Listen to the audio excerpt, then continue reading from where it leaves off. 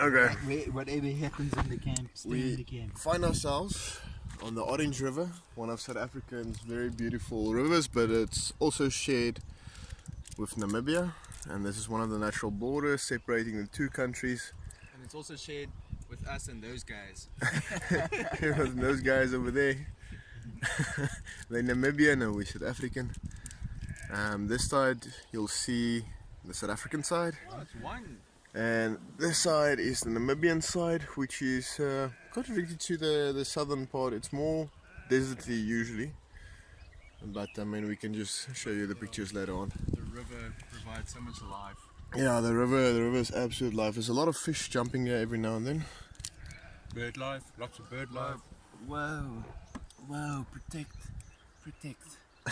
the river. Then a river ran through it.